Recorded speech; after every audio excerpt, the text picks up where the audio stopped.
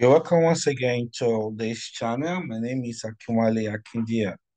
I'll be speaking on the Digital Operational Resilience Act, DORA, or Article 3, which is on definitions, and Article 4, which is on proportionality principle.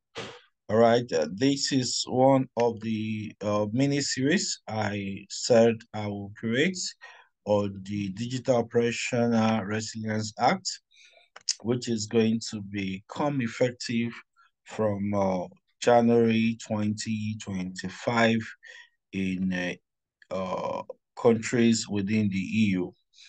Okay, so we started, I've already done two uh, uh, videos earlier on DORA. Okay, so you can check my channels for those videos. I've done a video on Article 1, the subject matter. I've done a video on Article 2, the scope of DORA. And now I'm doing the third video, which will be on definitions and proportionality principles. That's talking about the Article 3 and Article 4. Okay, if you have not subscribed to this channel, kindly do so. All right, so as we look at Article 3, um, there are about 65 definitions in these Article 3.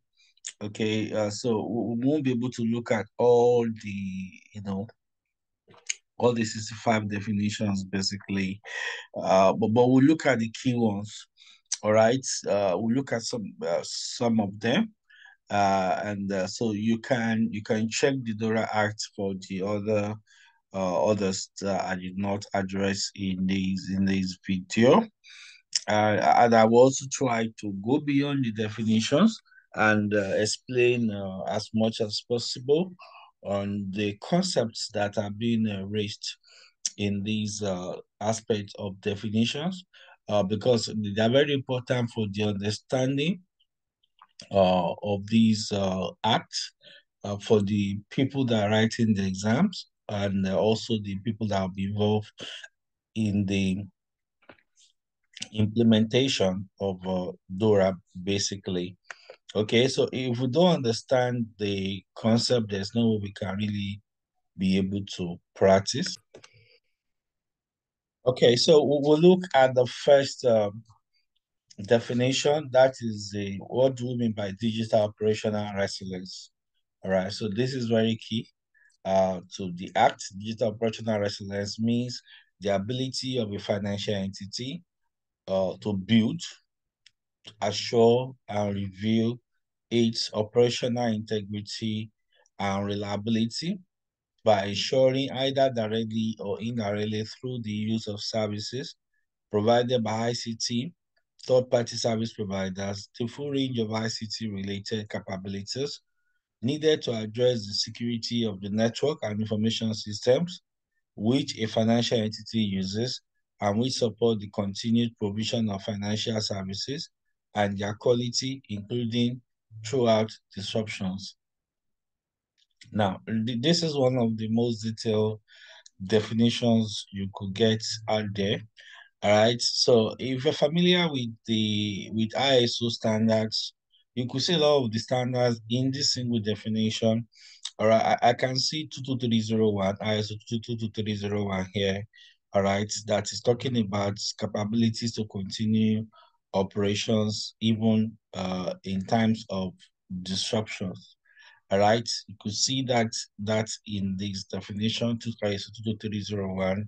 All right, you could see ISO 9001 there. All right, of course, when you start seeing anything on quality, quality. All right, so you can see the last line. We support the continued provision of financial services and their quality. So you see an element of ISO 9001 here, quality management system. ISO 22301 is business continuity management system. All right. You could see IT service management here. All right. ISO 20,000 part one. Okay. So you see, talking about operational integrity, reliability. Okay. So that is addressing IT service management. You could see ISO 27001, all right, information security management system. Okay, where is that? By ensuring either directly or indirectly through the use of services provided by ICT third-party service providers, the full range of ICT-related capabilities needed to address security of network. So that's ISMS, right? So you see cyber security there, you see information security there, all right?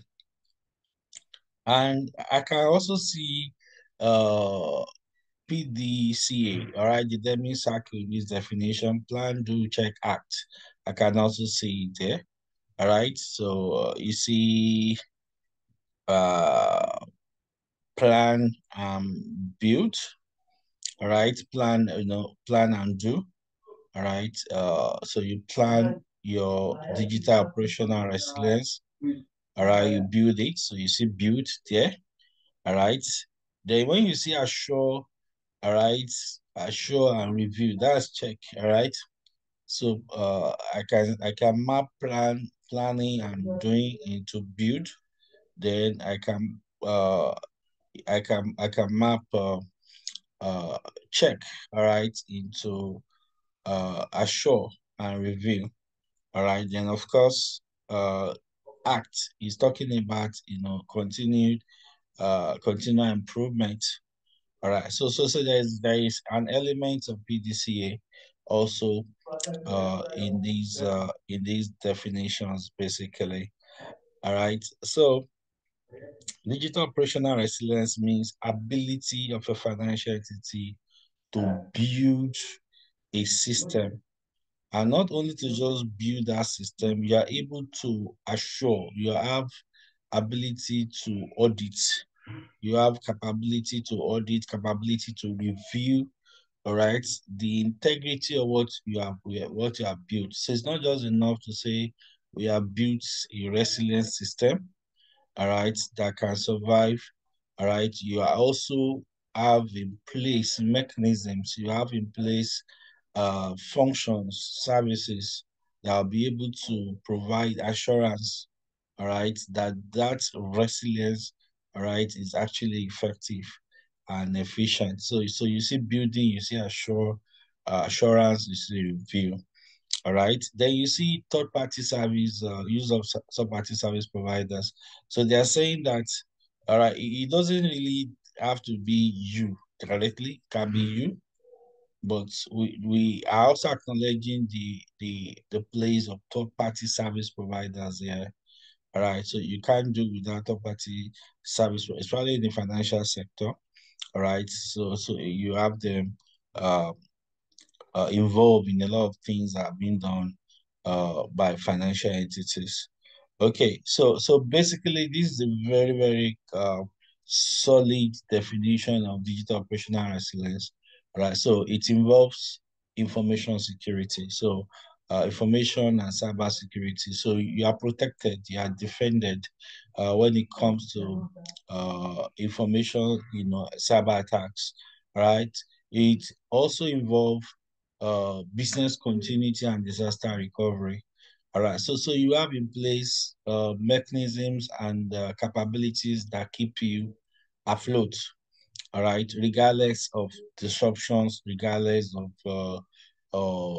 disasters, you have the capability to ensure that key critical functions keep running. You see that in this definition. And like I've said, we see IT service management here. All right, you are able to use your free IT platforms to meet the needs of your users. All right, then we see quality management system also here, like I said. All right, so you know the requirements of your users and you are able to continually meet those requirements of your users. So the digital operational resilience is a very compound terminology, and you can see a lot uh, of concepts, all right, resilience concepts embedded in this definition. Okay, so let's move on to the next key terminology in this Article 3. Okay, then the next one is network and information system. All right, the definition they have for us here, they said, okay, this means network and information system as defined in 2022/2555. All right, so what they mean by that 2022/2555 is actually another EU directive.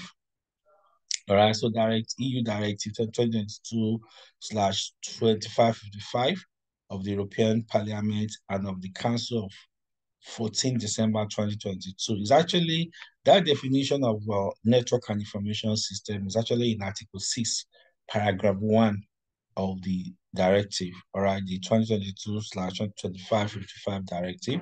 All right, so let's go to that Article 6, paragraph 1 and see what network and information system means there. So you can see here, network and information system means an electronic communications network as defined in Article 2.1, all right, of Directive EU 2018/1972.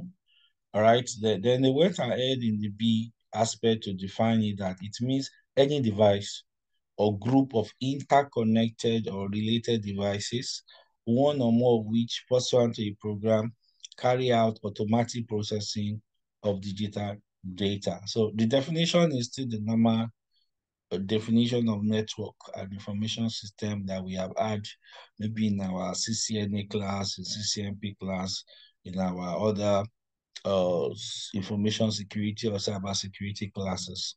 All right. Then C says, or digital data stored. That is talking about information system or digital data stored, processed, retrieved, or transmitted by elements covered under points A and B for the purposes of the operation, use, protection, and maintenance.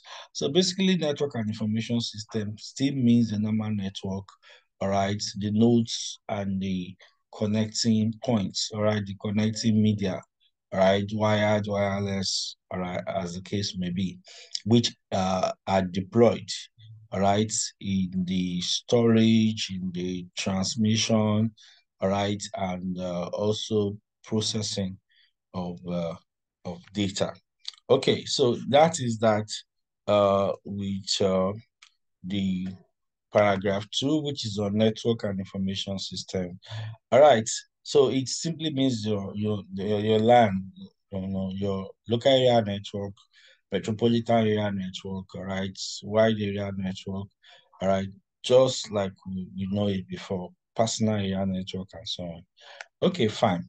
So we have legacy ICT system. So this means an ICT system that has reached the end of its life cycle or end of life, that is not suitable for upgrades or physics or for technological or commercial reasons, or is no longer supported by a supplier or by an ICT third-party service provider, but that is still in use and support the functions of financial entities.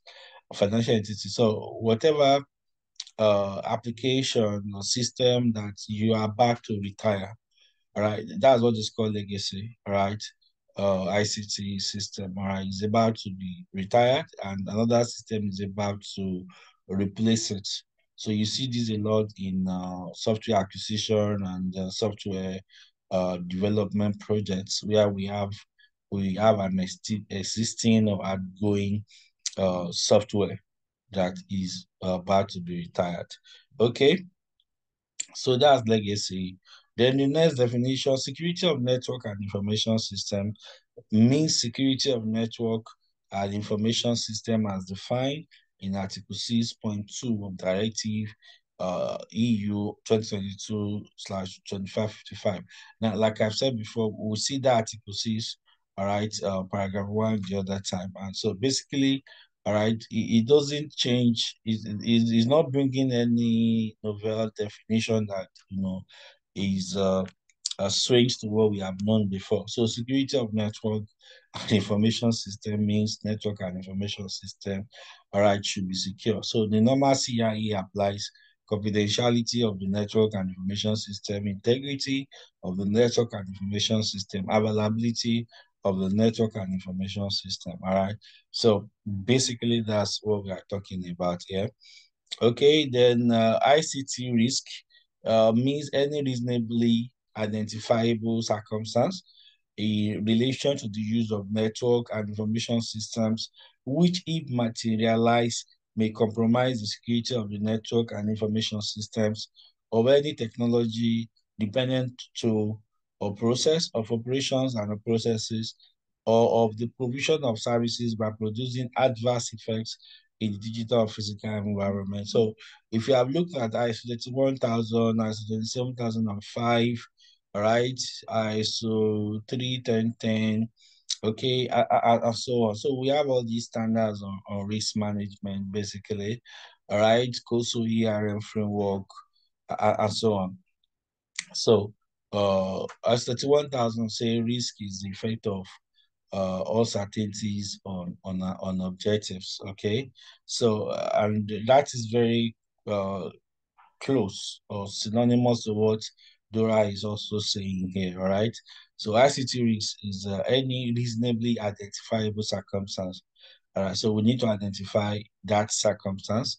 All right. Which, if it occurs, of course, we are talking about risk. It's not yet. It has not yet happened, but the probability or the likelihood is there that it can happen. But if it happens, then we're going to have an impact on the security of our network. All right. We're going to have an impact on the security of our network, all right, or any technology that is dependent on that network. Okay, so you can have, for example, maybe a denial of service, all right, on the particular network, and that denial of service, of course, will affect any application, all right, running on that network also. Okay, so that's so we still come back to the issue of ICT risk.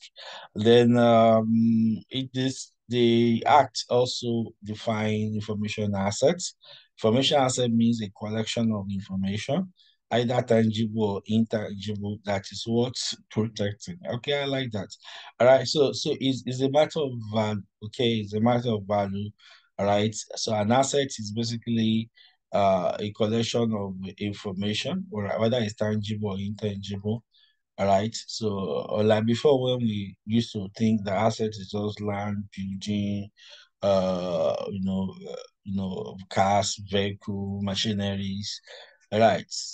Otherwise called fixed asset those days. Now IFRS is calling them non-current assets. Okay, and current assets, if you will. Okay, so we now know that there's now intangible assets. All right, so we have copyrights. Okay, which you can call it tangible. All right, you have software, even software. All right, you can't hold software. Okay, but these are licenses. Okay, software licenses also. So we have a lot of these assets. They are worth protecting, all right? They're very important to the sustainability of organization. So whatever is of value, whatever information, all right, uh, that is of value to the organization is actually referred to as an information asset. All right, so far it is of value. And since it's of value, that means it's worth protecting. So ICT asset means a software or hardware asset in the network and information system used by the financial entity. All right. So of course, you're running a bank, you're running a fintech, you're running, all right, any financial entity. You're going to need applications. You're going to need operating systems. You're going to need utility software. You're going to need servers. All right. You're going to need endpoints. So all of these are regarded as ICT assets. Okay, then you have ICT related incidents. Okay, so this means a single event or a series of link events unplanned, keyword unplanned, all right, by the financial entity that compromises the security of the network and information systems and have an adverse impact on the availability, authenticity, integrity, or confidentiality of data.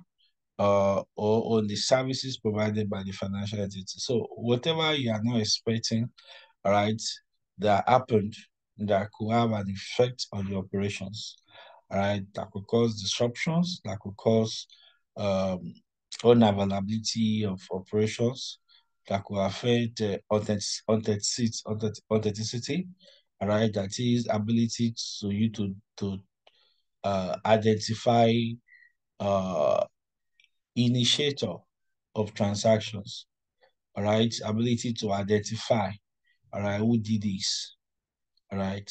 That is what we mean by authenticity or authentication. I should be able to know who is who on the network. If I see an ID, I should be able to map the ID, all right, to an individual or to a system, a node in the network. That's what authentication or authenticity is talking about. The integrity, all right, whatever it is that can affect, all right, the authorized values in the system, or authorized states, whatever can disrupt that, all right, has affected your integrity. Confidentiality means, all right, data should be available, should be read only by authorized personnel. All right, that's what confidentiality is all about. So whatever any unplanned events that can result into disclosure of information to people that are not authorized, then that is regarded as is a breach of confidentiality. So any unplanned events that can compromise your availability, authenticity, integrity, confidentiality, or your services, these are generally called ICT-related incidents by DORA. Okay, then another definition is operational or security payment-related incident. Payment related. So this means a single event or series of linked events unplanned by the financial entities referred to in Article 2, Paragraph 1, points A to D, whether ICT related or not, that has an adverse impact on the availability of authenticity, integrity, or confidentiality of payment related data, or on the payment related services provided by the financial entities. All right. So, for example, you have, in payment system, you have so many of these operational security payment related incidents. All right. For example, you have what we call the concept of atomicity. Atomicity means all or nothing. All right. So, if you have a transaction, that transaction has to be 100% uh, completed, or if it's not 100% completed, maybe 95% completed, all right, the system must not retain that, it must not commit that transaction because it's not fully completed. So it must be reversed back.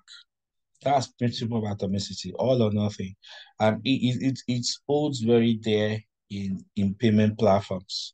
All right, so you go to an ATM and you slot in your card, and you were debited, so you were expecting cash. Okay, but the cash never came. It happens. All right, all right. So we can see that this is an operational, payment related incident. Okay. So I was debited. I didn't get my cash. And then I have to start maybe go to the banking, or go to the website of the bank to lodge a complaint. All right. And sometimes it happens, it could happen en mass, maybe through a software glitch or a bug. It could happen, or even a cyber attack. All right, is also, this thing can happen in mass, all right, in the financial entities platform. We have cases of ATM just pumping out cash, all right, in several countries. All right, some of them are attacks, some of them are just glitches. So any of such uh payment related incidents, either is operational or security related, so they are classified here. So whatever incident that can affect a payment platform, which will affect the availability of talking about define what availability means. All right, since the platform should be available for use. All right, should be available for use. I've talked about it. So whatever incident that can affect a payment platform, which can affect the availability, authenticity, integrity, or confidentiality of payments-related data or payment-related services. All right. So we call these operational security payment-related incidents. All right. As we go on, we give you more case studies on this. All right, then we have major ICT related incident. Now, this is very important that we get this definition, this particular one. So you have major ICT related incidents. So it means an ICT related incident that has a high adverse impact on the network and information systems that support critical or important functions of the financial entity. All right. So I can map that to the next one, major operational security payment related incident means an operational or security payment related incident that has a high adverse impact on the payment related services provided. Now, why is major? Why we are taking note of this is because the the regulation actually says you must report them.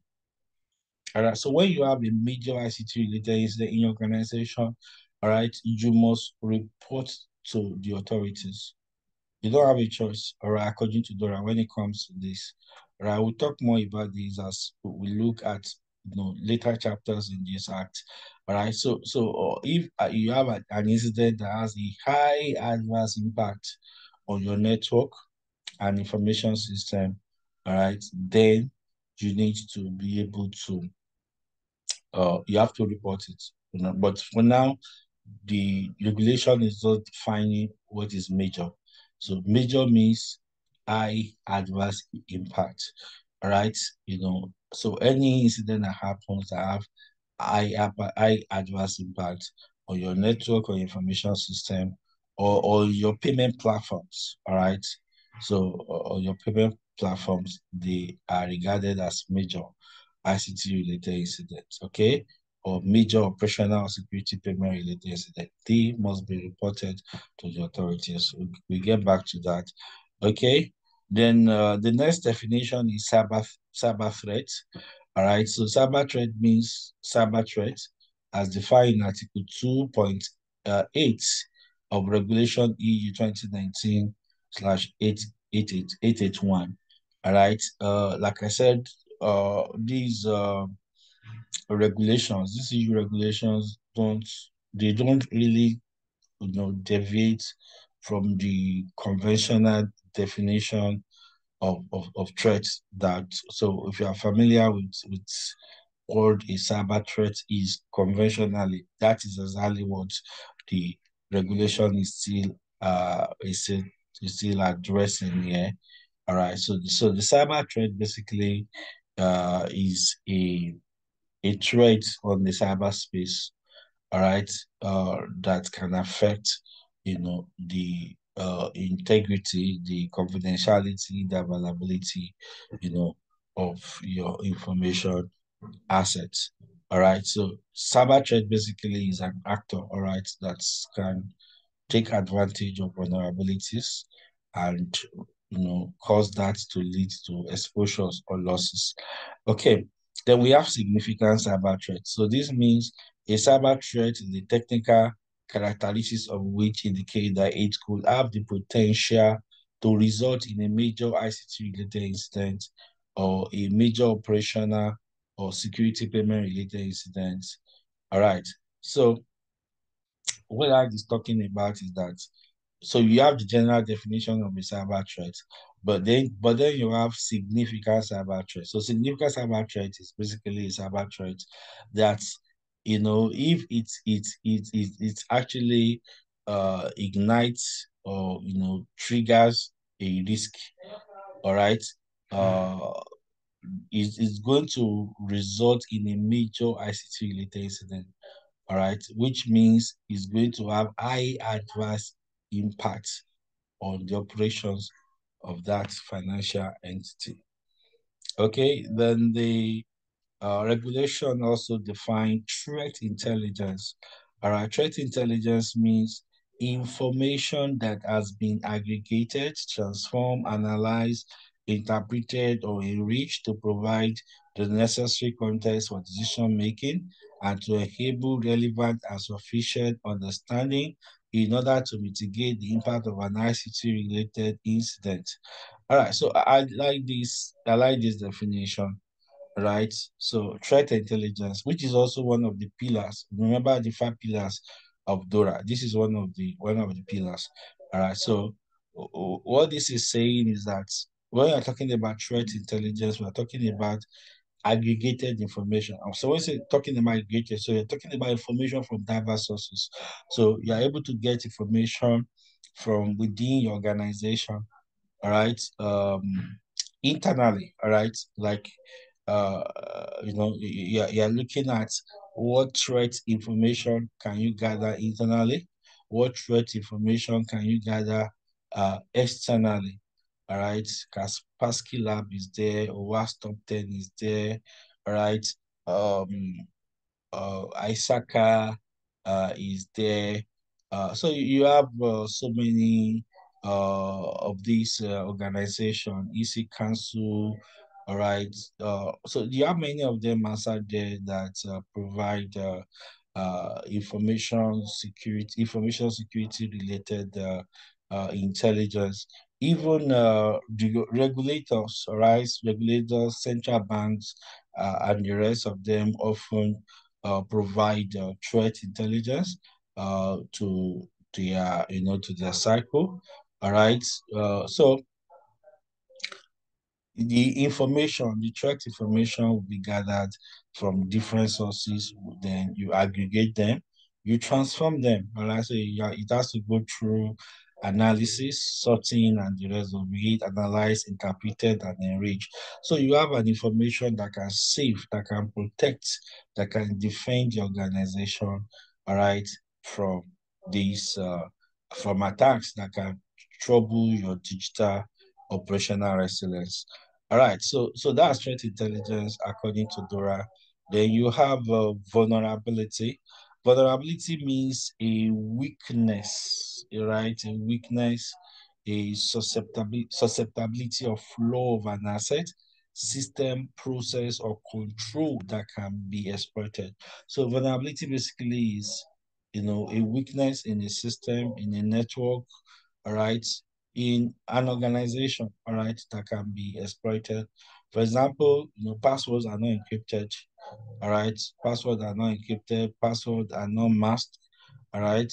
Password strength is not enforced, all right. Encryption algorithm is weak, all right. Encryption algorithm is weak. People are not trained, all right. So all these are vulnerabilities within an entity that could lead to uh, exploitation, that could lead to attacks. So vulnerability simply means a weakness that can be exploited.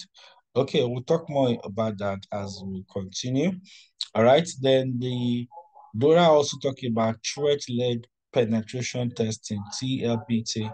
All right, this means a framework that mimics the tactics, techniques, procedures of real-life threat actors perceived as posing a genuine cyber threat that delivers a controlled, bespoke, wow, intelligence-led red team, right? Test of the financial entities, critical life production system. So this is very, very detailed. This is very, very detailed, all right, of trailer penetration testing. So you are basically mimicking the way, a threat actor is going to work against your network, all right? So you are trying to put yourself in the place of an attacker, all right, to your network. So what are the tactics that a hacker is going to use? What are the techniques that a hacker is going to use? What are the procedures that a hacker will use? Those are the same techniques, tactics, and procedures we are going to use, all right, in a controlled environment. All right, I like the word control. All right, so what they are saying control because just because you are trying to do a trade lane penetration testing does not mean you have to collapse the network, right? You can't. Right? If you go to, all right, AWS site, for example, Amazon Web Service, all right? They have guidance, so they know there are many organizations that are using their, their environments that want to do penetration testing. So they have guidance for pen testers on AWS. You can check it up. All right. So you can't just, it's not everything you can't just do anything you want to do. All right. So that because you want to do pen testing for one organization, you now bring right the whole you affect operations for maybe thousands, even millions of other organizations. So it has to be done in a controlled manner. All right.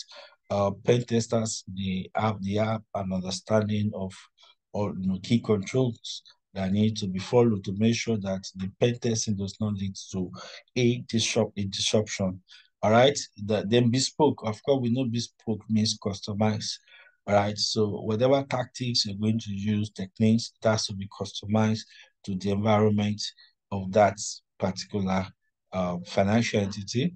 So intelligence-led test, all right, of the financial entity's critical life production system. So basically, it's still trailer prediction testing is emphasizing, all right, more on the VAPT that we already aware of the vulnerability assessment and penetration testing. Basically, using the the skills and procedures of a hacker to test the resilience of the financial entities network and information system. All right, then we have ICT third-party risk.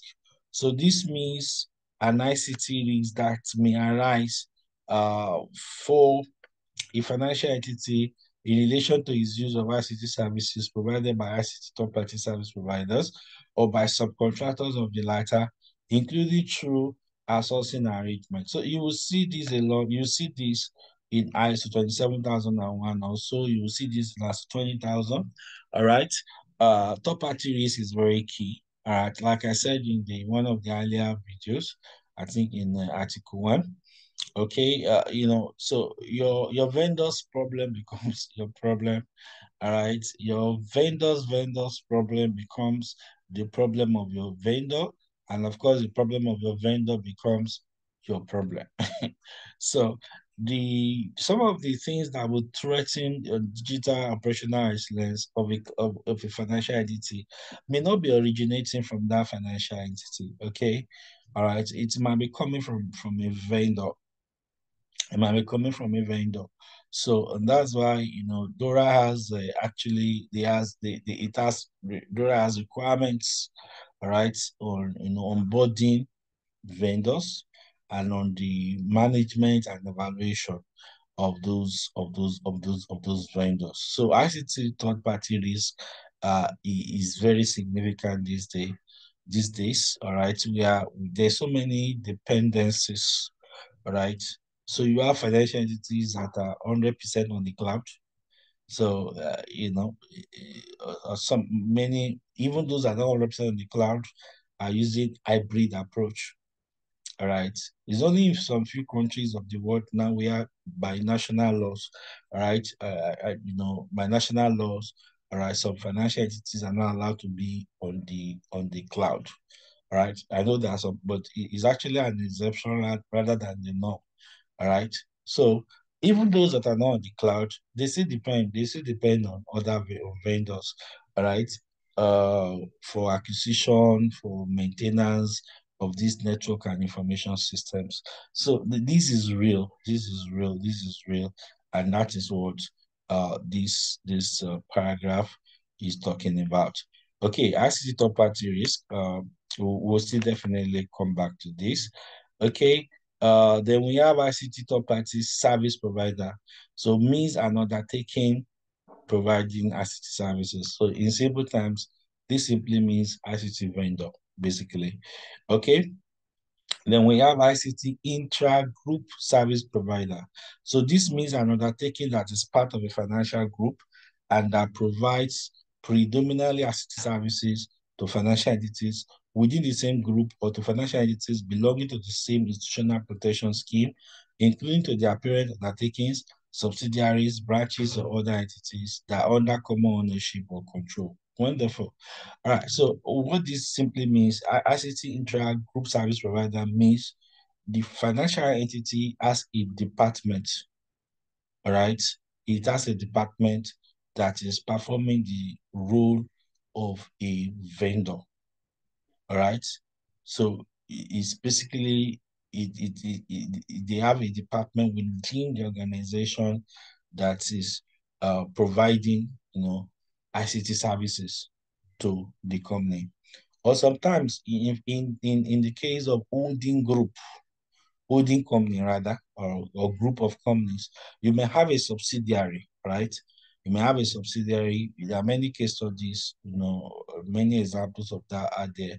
So the company may have a subsidiary that is uh, basically an ICT company, all right? ICT third party service provider, all right, offering ICT services to the entire group, and of course, and sometimes, all right, to other companies outside the group. So that is what this is talking about. So it's more or less an internal, service provider, basically. That's what if you look at as 20,000, all right, as 20,000 talk about, external service provider, talks also about, you know, internal service provider. Okay. So you have so that is basically what ICT intra-group service provider means. So you have a department or a subsidiary that is providing ICT services to the organization. All right, then the Article 3 also define ICT services.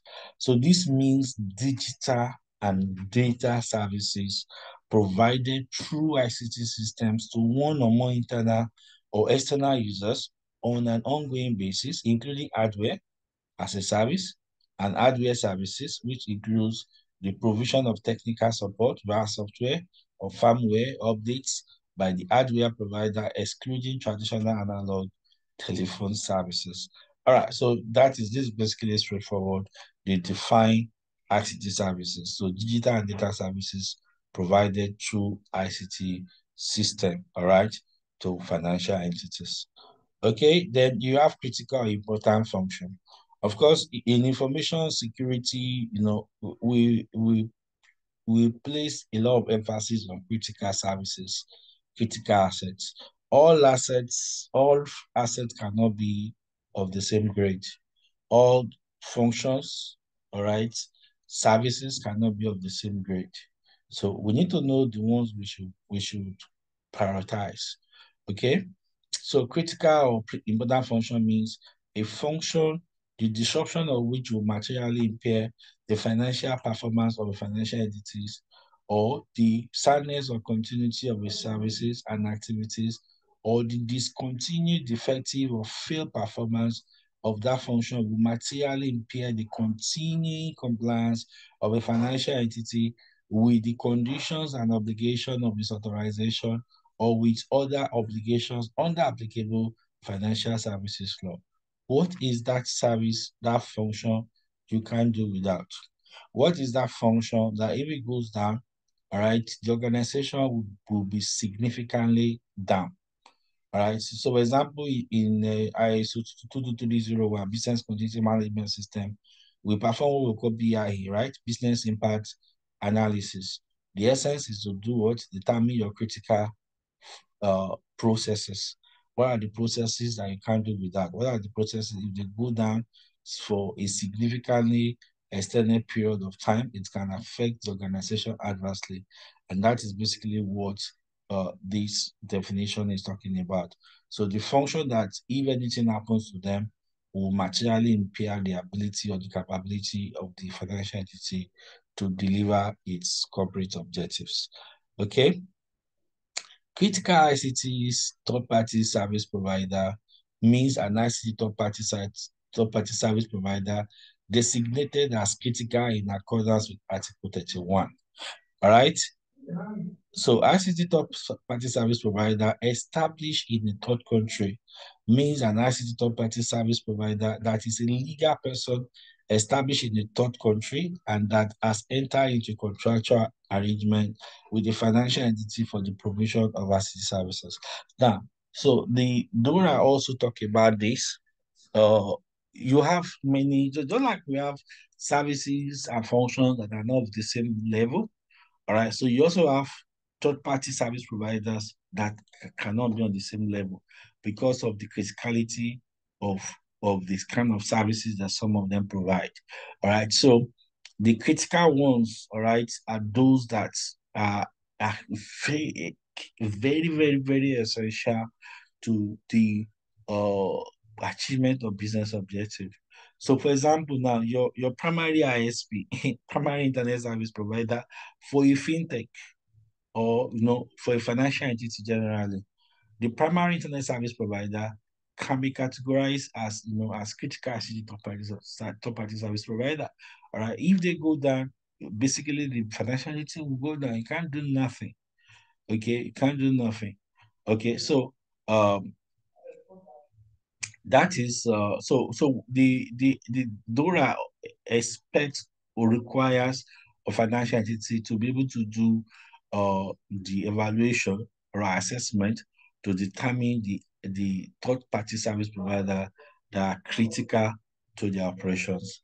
Then of course as a third party service provider established in a third country. So you are in maybe you are in France, all right? And then you have your service provider in Germany, right? Which is possible now. So you have, especially now, in these days of cloud, infrastructure as a service, platform as a service, software as a service, all those are existing now. So your vendor can be, outside even outside your continent. All right. So that is what the last paragraph is talking about. Now, subsidiary means a subsidiary undertaking within the meaning of Article 2.10 and Article 22 of Directive 2013-34 EU. So, of course, like I said, most of the definitions in DORA and most of the directives are the conventional, they don't take away from the conventional understanding that we know. So, subsidiary means subsidiary, all right? A company that is under a holding company, a company that is a member of a group of companies. That's basically what subsidiary means. And group means a group as defined in Article 2.11 of Directive 2013-34 EU. So group means group. So you have a group of companies, or you call it holding company, if you will. All right. So parent undertaking means the parent undertaking within the meaning of Article 2.9 and Article 22 of Directive 2013/34/EU. So parent undertaking, of course, when you have a group, like I said before, a group is made up of a parent company and subsidiary company. All right. So a lot of times, the parents company make certain decisions. All right, for the subsidiary company. All right. For example, in audit. All right. For example, in audit, we have what we call in group auditing. We have what we call letter of comfort. So letter of comfort means auditors have discovered that there's a challenge in the subsidiary company. Maybe they have going concern issues. But the holding company is doing fine. And so the holding company can write a letter of comfort. Yes, we are aware that our subsidiary is struggling, but we are there for them. All right. If they need any financial bailout, we are there to bail them out. And so the holding company signs up. And so even though there is a problem with the subsidiary, all right, the holding company is undertaking, the parent company undertaking, which is now in form of a letter of comfort, actually will allow that particular subsidiary company to pass that audit. Okay, so these aspects of the definitions is require some level of understanding of how group group group of companies work basically. Okay, ICT subcontractor is defined also in DORA. So established in a third country. So it means an ICT subcontractor that is a legal person established in a third country and that has entered into a contractual arrangement either with an ICT third-party service provider or with an ICT third-party service provider established in a third country. So you have a contractor, an ICT vendor, and that ICT vendor is also depending on another ICT vendor to deliver your objective. So that's what we call, this supply chain, all right, this ICT supply chain. So your vendor's vendor, all right, is referred to as a subcontractor. And they are also important in the value chain, like I said before. If the subcontractor has problems or could not deliver, it means the contractor will not be able to deliver, and that will trigger, an adverse impact on the digital operational resilience of the financial entity. Okay, then we have ICT concentration risk. So means an exposure to individual or multiple related critical ICT third-party service providers, creating a degree of dependency on such providers so that the unavailability, failure, or other type of shortfall of such provider may potentially endanger the ability of a financial entity to deliver critical or important functions or cause it to suffer other types of adverse effects, including large losses or endanger the financial stability of the union as a whole. So now, this is a very, very dangerous risk. All right. In information security, we have, of course, single point of failure. So single point of failure is, when uh, your everything passes through a single node. All right. You are using just one network. So if that one network has issues, you don't have anywhere to turn to. So something like that is what asset consolidation risk is talking about here. So where you are so dependent on a particular ICT or third-party service provider, such that it's more or less that there is no alternative for you, all right? Or that particular vendor is doing too much, all right, for you, quote and unquote, such that if they don't deliver, so imagine if you have a vendor, right, that is providing you maybe like 65% of your ICT outsourced services. Now, that's what we mean by concentration risk. So, which means if that organization has challenges or could not deliver, 65% of outsourced services are going down or will be disrupted. All right. So that's high risk. That's serious high risk, which of course the financial entity will need to look at that kind of risk carefully. All right. Yeah. What can we do to ensure we are not locked into this vendor to this extent? Or if we don't have any choice for one reason or the other, we are locked in, all right? What are the mitigants? What are the mitigating factors that we can use, all right, to reduce that risk? So that is what ICT concentration risk is talking about. Okay, so that is that. How far we can go on Article 3. So like I said, there are about 65 definitions in this Article 3. All right, so I will not be going through all of them. All right, so you can also get a copy of the regulation and also try and review the rest of the definition. There's definitions. There's so many. So that's Article 3 of DORA. So it's basically on definitions.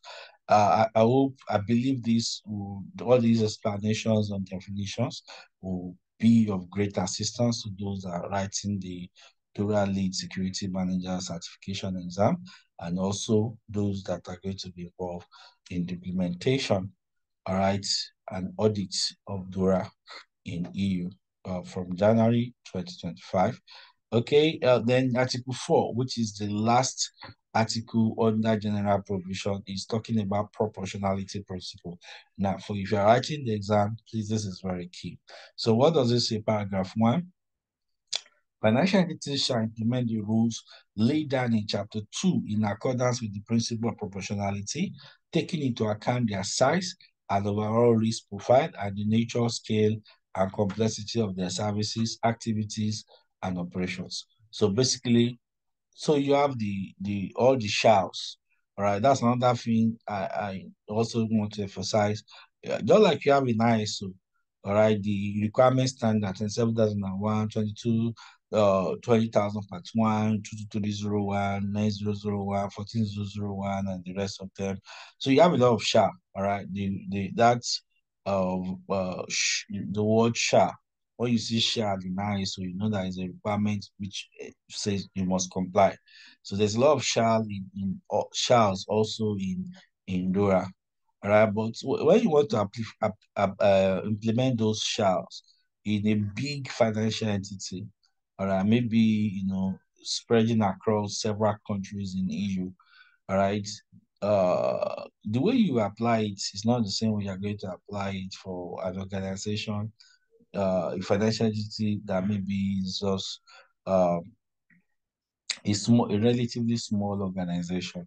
So we're saying what this regulation is saying in this Article 4 is that you need to contextualize your implementation of DORA. All right. And the same thing ISO says, right? Clause 4, context of the organization. All right. So you have to look at the context of the organization, the internal context of the organization, the external context of the organization, all right, in application. So you cannot just copy and paste directly. You need to look to a contextual assessment of the financial entity before applying. And even chapter 2, chapter 3, all right, chapter 2 is and chapter 3 is saying the same thing. I mean, sorry, I said chapter 2, I mean paragraph 2. All right, so you have paragraph 1, paragraph 2 of Article 4. So in addition, the application by financial entities of chapters 3, 4, and 5, section 1 shall be proportionate to their size and overall risk profile and to the nature, the scale, complexity of their services, activities, and operations as specifically provided for in the relevant rules of those chapters. So they still saying the same thing. Proportionality principle. Apply the requirements based on the context, all right, of the organization. So paragraph 3 is saying, in addition, the application by financial entities of chapters 3, 4, 5, section 1, okay, is basically the same thing, all right, or shall be proportional to their size. So, what, so in summary, Article 4, proportionality principle is simply saying apply based on, the context, basically. So you have to look at the size of the organization, the financial entity. You have to look at the overall risk profile of the financial entity. You have to look at the nature of the financial entity. You have to look at the scale of the financial entity. You have to look at the complexity of their services, complexity of their operations, complexity of their activities, all right, in application. So be guided by the context of the financial entity when applying the requirements of DORA. That is what Article 4 is saying. Very interesting. All right, so that's my email on the screen. So if you have questions, all right, you need guidance on the implementation of some of the things I've said, all right, in this mini series, you can reach out to me. All right. That's my email, that's my phone number. You can send me a WhatsApp message. You can just give me a text, or you can also, drop your comments and questions in the comment sections. I would like to hear from you, whether you are a DORA expert or you are interested in learning more about the act. Okay, you're preparing for an exam. All right, Dora, I would like to hear from you. All right, so that's on the, so with this video today, we've come to the end of the first aspect, all right, of DORA, okay, which is the general provisions of DORA. So in subsequent videos, uh, I'll be looking at So we can see, so we're through with Article 1, 2, 3, and 4, general provisions. All right, that's chapter 1, all right, of DORA. So in the subsequent videos, I'll be moving to chapter 5. All right, I mean chapter 2 rather, chapter 2, article 5, right, of DORA. So I hope you have learned one or two things in this section. All right, so like I said before, if you have not subscribed to this channel, please do so. I will meet you in the next video on DORA. Thank you.